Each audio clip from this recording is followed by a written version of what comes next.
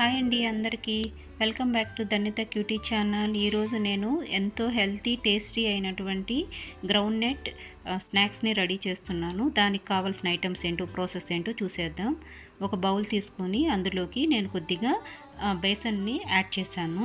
అలాగే నా దగ్గర ఉన్నటువంటి డ్రై రైస్ ఫ్లోర్ని కూడా కొద్దిగా యాడ్ చేశానండి.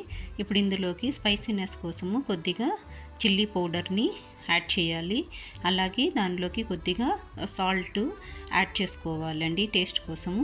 నెక్స్ట్ వచ్చి నేను కలర్ కోసమని కొద్దిగా టర్మరిక్ పౌడర్ని కూడా యాడ్ చేశాను. ఇప్పుడు దీనిలోకి మన దగ్గర రెడీ చేసి పెట్టుకున్నటువంటి జింజర్ గార్లిక్ పేస్ట్ని యాడ్ చేసేసి ఒకసారి అంతా మిక్స్ చేసేసుకోవాలి.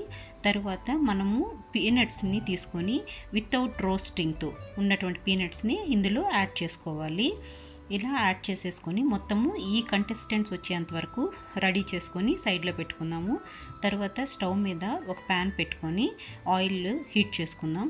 తర్వాత మనం రెడీ చేసుకున్నటువంటి ఈ మిశ్రమాన్ని తీసుకెళ్ళి మనం కొద్దిగా ఆయిల్లో ఇలా స్మాల్ చిన్నగా వేసుకొని డీప్ ఫ్రై చేసుకోవాలి. నార్మల్గా మనకు పిల్లలు గ్రౌండ్ నట్స్ని రోస్ట్ చేసి ఎత్తుకొని తీస్తే వాళ్ళు లైక్ చేయరండి, తినరు.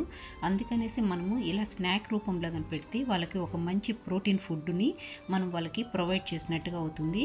అందుకనే నేను ఎక్కువగా మా పిల్లల కోసమని ఈ స్నాక్ని రెడీ చేస్తాను.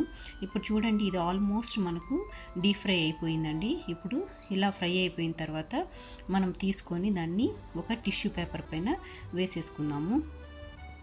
ఇలా వేస్తే ఆయిల్ అంతా నీట్గా అబ్జర్వ్ అయిపోతుందండి.